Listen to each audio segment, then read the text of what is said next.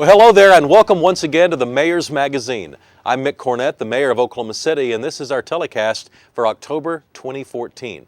Glad you're with us, and in this first segment, I know you're going to enjoy meeting Robert New. He's the new superintendent of the Oklahoma City Public School System, and if you have not had a chance to hear him in person, I urge you to do so, but today perhaps can be a sneak preview of that in-person meeting. So, Rob, it's great to have you here. Well, thank you. It's a pleasure to be here. I always think when we have somebody new into town who inherits a leadership position that it's good to kind of give some of the background so people know where they're coming from, not just physically, but life experiences. So how do we start on the Rob New story?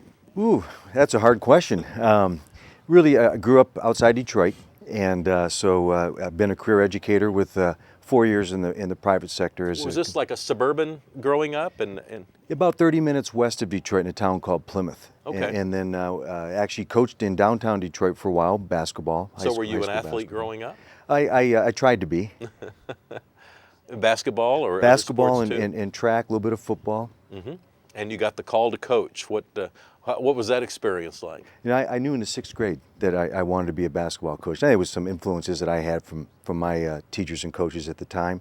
And so went through, got a degree in business education. So I was a high school business education teacher and a high school basketball coach. I read in your bio you were the Michigan Basketball Coach of the Year in 2000. That's correct. You know, that wasn't that long ago. I mean, No. It isn't like we're talking 1890 here. I mean, so you were at the top of your game, you know, just some 14 years ago, and now here you are having made the transition, still in education, but transitioning first to more on the academic side and then into the superintendent role. So how did all that take place? At what point in your coaching career said, I think I want to get into the administration aspect of it? Well, I think there's a couple different things that happened. I was actually an assistant principal while I was a varsity basketball coach. So I was one of those unique individuals that was an administrator in a school building and a head coach. And so the track wasn't, I was actually an assistant principal for 8 years. Mm-hmm. So that track was well underway. And then just as the years progressed, I like to call it the broken eyes. You're sitting across from kids at the high school level who are disenchanted, disenfranchised with their high school experience, and you're implementing policies that don't make a whole lot of sense. And at some point, I think it just became evident to me that I needed to move on to larger roles to have more of a policy impact. Mm-hmm.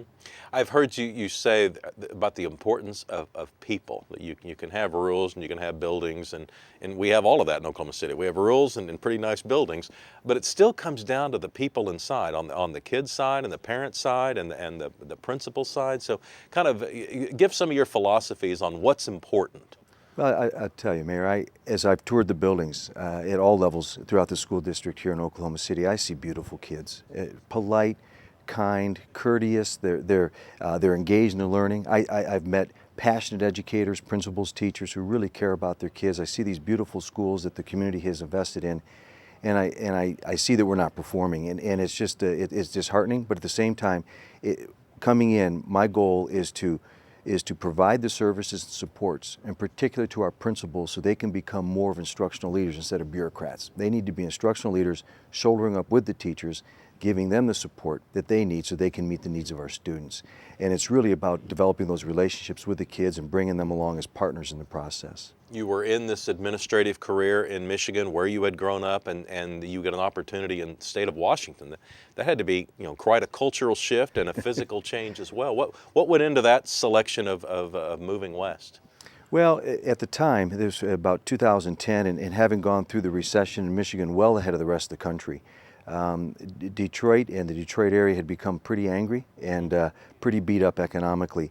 So my wife and I had made a decision as I became superintendent there that we were going to go 4 years and that we were going to look at another region of the country. And so at the time, Seattle fit the criteria that we were looking at, and the opportunity presented itself. And was also tied into my mentor, who had retired, who I had succeeded as superintendent, and we were going to do some work in the Seattle area. And he ended up getting cancer and passing away about 6 months into that transition. So that was a pretty big setback for me personally, as losing a dear friend, but also the professional opportunity that we were going to experience together. So 4 years in the Seattle area and going through some pretty hard structural reform, I decided to again look for an opportunity, and Oklahoma City presented it, where I thought I could come in and really have a positive impact And the reform focus here is through the kids' hearts and minds, and those teachers and principals that I just talked about. We have the assets in place here. I think we can do something really special. And as far as the urban centers in this country go, we've got to get it right. And if there's an urban center that has the assets in place, it's Oklahoma City. Mm-hmm. When you were in the state of Washington and you heard about this opening, or I don't know if you contacted them or if they contacted you, but describe your thought process. What were your images of Oklahoma, and what did you weigh? Did you pull out a big yellow pad and start saying the pros and cons of this job, and what went into that decision-making process? Well, I was contacted and asked to look into it by the search consultant, and my grandma was in Oklahoma as a child, and I've yet to find out which town she was in. So I actually have some Oklahoma blood in me somewhere along the lines. But I began at his request. I began looking at Oklahoma City, and really didn't have an opinion other than the Thunder. And of course, right. Being in Seattle. Were you in Seattle during that time period of when the controversies were taking place? I was not. I was not. I was a Piston then, and so I will tell you though firsthand that they're still very upset in Seattle about the Thunder being here. And now we took you. I mean, it's yeah, they're really going to be mad now. But go ahead. You're on the culture of people in Seattle are very aware of Oklahoma City, whether they like us or not is a separate issue. They don't. Let me make that very clear. But began looking at what had happened here, and what really caught my attention, of course, was the MAPS projects, and in particular, from my perspective, the MAPS for Kids. And it's an impressive story. And then when you get down here and you actually experience it, you walk in it, you walk downtown and you feel the energy and the excitement, and you see that there's always activity going on. People here, it's so clean. It's an amazing story, and it's something that once you get here, you get bit. And so it was, as the process unfolded, I knew that this is where I wanted to be. You know, we typically, when you have a conversation about public education, especially in Oklahoma, but most likely anywhere, you talk about not enough money, not enough funding. And I don't hear you banging your fist on the table saying, we got to have more money. I'm sure you'd appreciate more money. I'm not saying that you're against increased funding, but what I'm saying is that you're not concentrating on that in the meantime. We have a lot of work to do to clean up our house. And until we do that, I really can't tell you how much money we need. But I do know that we have a lot of work to do on our infrastructure, on our internal processes and systems that have to be cleaned up so that I can get the resources to those principals so they can shoulder up with the teachers and focus on instruction. And we're not there yet. And until we reach that point, you're not going to hear me asking for more money, because the truth is, if we threw more money at it right now, I can't say that it would be well spent. People are probably going to be surprised at the answer to the question I'm about to ask you, but there's some large numbers in the organization that you're charged with running. You know, I think people think that generally there's a lot of schools, but they don't really know how many. Talk about the number of facilities and employees and teachers that are directly or indirectly reporting up to your office. Well, for 46,000 students that we serve, and that includes... So that's larger than almost every town in the state of Oklahoma. 46,000 students. 46,000 students in approximately 90 school buildings. When I say that, it's because we have some charter schools and some different arrangements, but about 90 facilities, of course, as school facilities. Then, of course, we have other facilities in the district that are in the service side of the house. But we have about 1,800 teachers and about 5,000 employees. Yeah. So you can't know all the teachers. You certainly can't know all the employees. At some point, I imagine you will have visited every building, but I'm sure you haven't yet. No. It's almost as if it's this overwhelming responsibility when you can't have a personal touch on everything that's going by. So I guess in some sense, it's got to be a cultural shift if you're really going to have an impact. You know, you really hit it, the nail on the head. I like to say that I've been through the hard reform where you're changing the structure. And now we're going through the harder reform. We've got to make a cultural shift. We've got to raise our expectations. We've got to connect to every one of our children. We've got to get our parents engaged in the process. And it's going to take a collaborative, community-wide process to do that. Mm-hmm. I was looking at in the newspaper the other day. It had the grades for the schools, and I don't necessarily think it's a good idea to put labels on the schools. But beyond commenting on whether or not it's a good idea, I'll comment on what I saw and what I thought. And it seemed to me that in most areas, that schools where it seemed to me that a parent had some role in helping their kid choose that school was doing better. And so to me, I was just tracing it back to parents getting involved in their kids' lives and their kids' education. The less they do, the more likely that child was to end up at a lower performing school. And I don't necessarily know the answer to that, but it seemed like a pattern that I've noticed over and over again. And the answer, at least as I see it, and the approach that I'm taking with our school district right now, is that we're going to engage the community in this conversation. And it's actually officially starting at November 20th and 21st. We're going to get a steering committee together of about 60 people and begin a community-wide engagement process. We've got to get all of our parents involved. Some interesting statistics. There's a Qualia Institute out of Maine has done extensive research, about 1 million students a year. And secondary students in America, 54% don't think that teachers care if they come to school. 52% don't think that teachers know their name. Yet those same kids, 95% think that their parents think that education is important. So what we've got to do is we've got to harness that. We've got to get our parents involved in the process. They've got to tell us who their child is by name, strength, need, their hopes and dreams, and then we've got to connect the learning to those. Well, it won't be easy, Robert, but I appreciate your willingness to take on the task. And I can't imagine there's another community in the country that is more invested and is more pulling for you to be successful. So please don't hesitate to ask. There's a lot of people out there watching this show who would like to be involved in some manner or way. He is Rob New, the superintendent of the Oklahoma City Public Schools, and if you have ideas, I'm sure he'd love to get a letter from you. And Rob, thanks for coming on the Mayor's Magazine, and we'll have you back on in the future, I'm sure. Thanks for having me. We'll have more on the Mayor's Magazine after this. You may think your pet will never get lost. Have you seen my cat? No, I'm sorry. But 25,000 pets are separated from their owners in Oklahoma City every year. No, I sure haven't. Sorry. Have you seen my cat? No, fella, sure haven't. A pet ID tag can help us find you if we find your pet. Tag your pet before it's too late.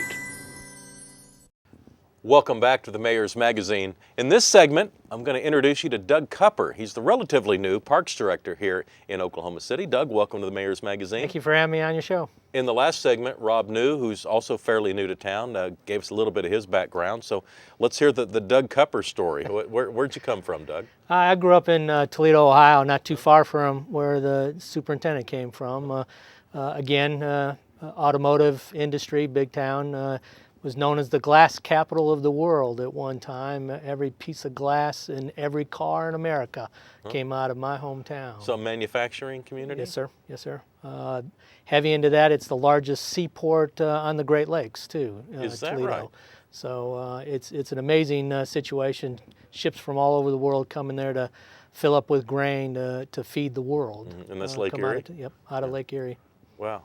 So it's kind of neat. And what was your interaction with parks when you were a little kid? Well, actually, my beginnings probably go back to my days of Cub Scouts and Boy Scouts, actually, Your Honor.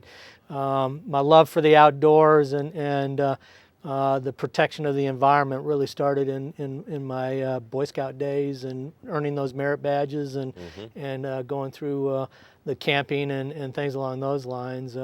My first aspiration was actually wildlife management. I wanted to get out there and protect Bambi from, I think that was an impact on my life, is going to see Bambi and that sort of thing. But a lot of drama in that movie. The service projects that we did for the park system there when I was growing up as a Boy Scout just got me in tune with providing something back to the citizens that gave me support in my life. When did you first go to work for a city park department? I graduated from Ohio State University, the other OSU, and with a degree in Parks and Rec Administration. I actually went to work for my hometown Parks and Rec Department, June of '77. But my calling, my first big calling, was with the National Park Service. I got to do a stint as a naturalist for the National Park Service in the Everglades, of all places, and I wore my palm tree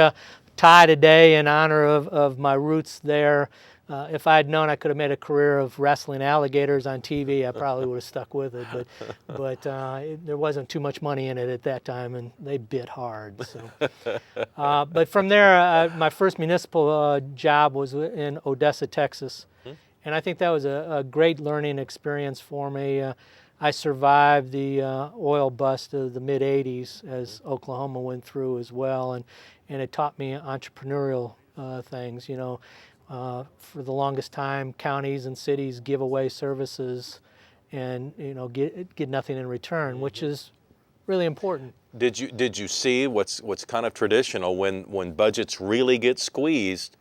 Public safety is prioritized, but things like parks get de-emphasized. Did you see that in Odessa? The library system and the Parks Department, they came to me and told me that I had to reduce my operating budget 40%. 40% in 1 year? Yeah. The problem is we already were 6 months into that budget year.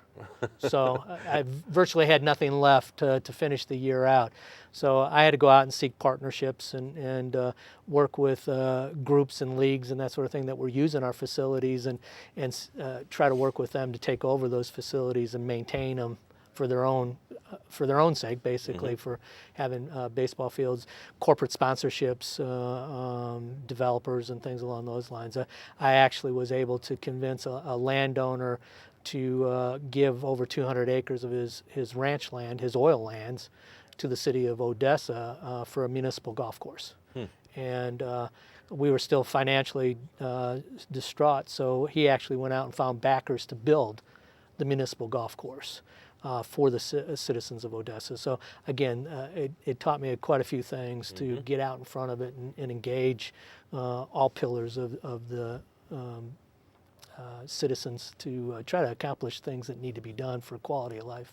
How long were you in Odessa? I spent 8 years in Odessa. I actually started my career there working for the county, and they virtually went bankrupt because of the oil bust, and they sold my department to the city of Odessa, and I worked for them for 4 years before I relocated to Florida again. So, it was. But like I said, it was a good learning experience.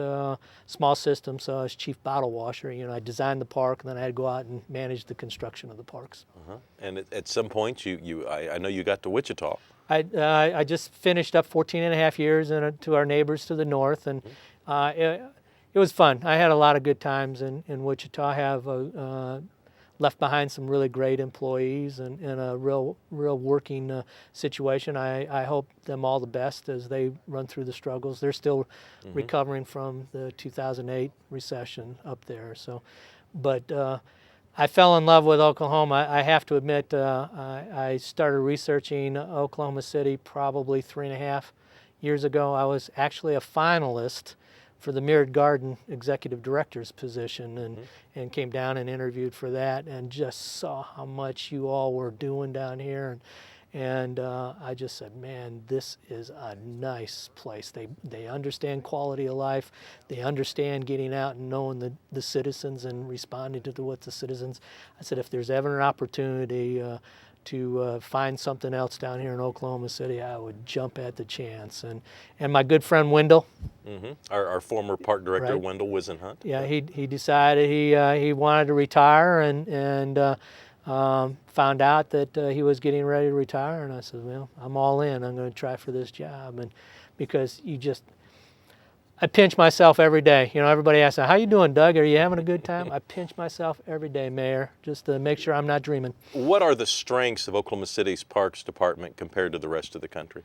Well, I think our forefathers really understood it, because when they laid out the Grand Boulevard and the Four Corner Parks, right? Man, there isn't too many places in this country that had that much forethought. I think you can go back maybe to Central Park in New York City, where their forefathers really saw the value of that green space. Our forefathers, I think they laid out the bones of a great system way back then, and it's grown from there ever since. Just the forethought that went into how the system grew out from the core and added the resources in. I think everybody that had been involved with parks in Oklahoma City knew what they were doing right from the get-go, and coming in now on the heels of the MAPS programs and everything else is just a wonderful opportunity. I think it's also a good opportunity while we have an audience here of potential voters to impress upon them the importance of passing bond issues for capital improvements for parks. Because in this city, we went 20 years when they couldn't pass one for whatever reason.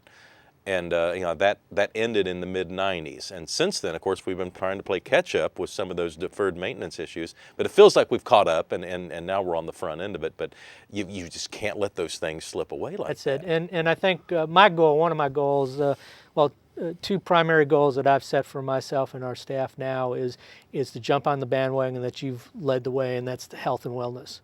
I think our park system here in Oklahoma City is the single largest health provider in the city. We're bigger than Integra, we're bigger than Mercy, we're bigger than St. Anthony's. We are the leader in health, whether it's mental health or physical health. We are the leaders. We have the most assets to offer our citizens to participate and get out. The second is getting people out to use our facilities, either just walking and strolling amongst the green grass to get rid of that nervous energy that we create during our stressful work days. Get out in the green, we get rid of that stress, we go home better people, better citizens, better parents, better kids. So health and wellness is key, and then creating programs that our citizens want. And the only way we can do that is get out and talk to them. I'm going to follow the example of the school superintendent. Public engagement is the key. We've got to get out and re-engage our neighbors that use our parks, that live near our parks, find out why they aren't using our parks, and try to create those programs that's going to draw them out. And also, if you've lived in Oklahoma City, it's easy to take for granted the quality of our golf courses that are publicly owned and our tennis facilities. That's right. So urge people to be proud of what they paid for and what your department's keeping care of. There's no two ways about it. It's, great opportunity to experience the golf environment. Low cost, so beginners, we've got a golf course for them, wherever they want to play, whatever level they have, we've got it to offer. We've got great packages out there with sunset and twilight and things along those lines. Our tennis facilities are great. We get called every day on where we have nets, so our tennis community is using our neighborhood tennis courts as well, but getting them out and using our facilities is going to be key. We need the participation there to prove that we have value, and if we do go for another bond in the near future, we want them to step up and say Parks and Recreation needs a big piece of that. But it goes back to programming, and our rec staff are right now working on key new programs to offer in 2015. Doug Kupper is the Oklahoma City Parks Director. Thanks so much for your work, Appreciate Doug, your time. and enjoyed visiting with you here. And of course, if you have feedback for Doug, he would love to hear from you as well. He and his department do a great job of taking care of your parks in Oklahoma City. We have another segment on the Mayor's Magazine, so stay with us. How you can go green, brought to you by the City of Oklahoma City. Use a recycling bin if curbside service is available in your neighborhood. Grass cycle or mulch your lawn. You'll keep a lot of plastic bags out of the landfill. A half-acre lawn produces more than 3 tons, nearly 260 yard bags of grass clippings a year. E-cycle unwanted electronics to a local recycling center. For recycling information and other green tips, visit okc.gov. Welcome back to the Mayor's Magazine. In this segment, we're going to talk about Pumpkinville and other elements that are going on at the Myriad Gardens Foundation. And Christine Eddington is here to talk about the Myriad Gardens Festival. Welcome back. Well, thank you very much. Now, tell me about Pumpkinville. What's that about? Pumpkinville, this is our 3rd annual fall festival, and we call Pumpkinville a celebration of pumpkins and all things fall. We kind of internally think of it as 70% fall, 30% Halloween. Lasts about 3 weeks. So you have like hundreds of pumpkins? We have 3,000 pumpkins being delivered October 6th. Can I use the typical line of "you must be out of your gourd"? That's a little Mayor's Magazine That's humor. Lovely. We don't make it very funny very often. To let people that are rolling on the floor now get back into their chairs. Settle down. Yeah, settle down. It starts October 10th, and this show runs throughout the month of October. So if you're watching this before October 10th, it's coming up.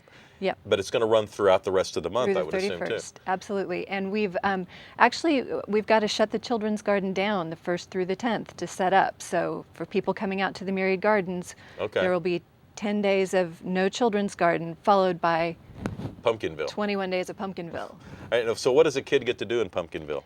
Paint a pumpkin, pumpkin crafts, stories. We've got Witch Hazel's house within Pumpkinville. We've got Miss Thistle's herbarium, tinctures, and apothecary. We've got stations all around, pumpkin bowling. We've got, that's a lot of fun, actually. All kinds of decorations, spooky stories, cider pressing, lots of activities, and they change daily and weekly. And we've got some performers from Children's Theater coming on the weekends, and Lyric is helping us out. So it's a really fantastic community collaboration, and it's free for members, and it's just $5 per child for non-member and $3 per adult. Are kids encouraged to dress up in any specific manner? In any manner that they would like. Dress for action and for paint is what I would say. Except for on the 25th, which is our Halloween party, which is from 6 to 8 p.m. And kids are encouraged to come in costume to that. And there's an additional fee for that. You got to reserve online in advance. The thing sells out really fast. Really? About how many kids? Hundreds of kids? 250 to 300 kids for the evening. It's a great event to come hang out at the Halloween party and then go watch the Halloween parade. So I would encourage, if you're at all interested, hop online and book it, because it fills up fast, and it's a lot of fun. We'll talk about the Myriad Gardens in general. Outside of Pumpkinville, I don't know that people are aware of all the programming that takes place. Well, we try.